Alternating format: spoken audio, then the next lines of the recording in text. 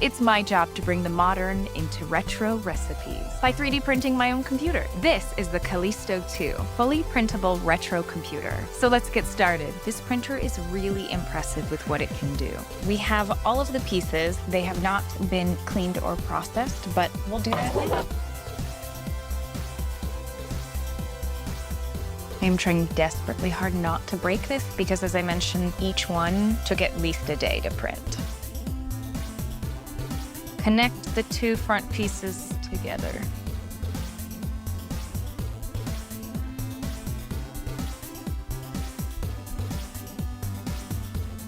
Here's the monitor.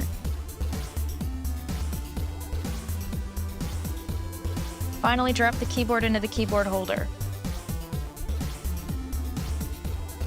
There we have it. The outer shell and screen are done.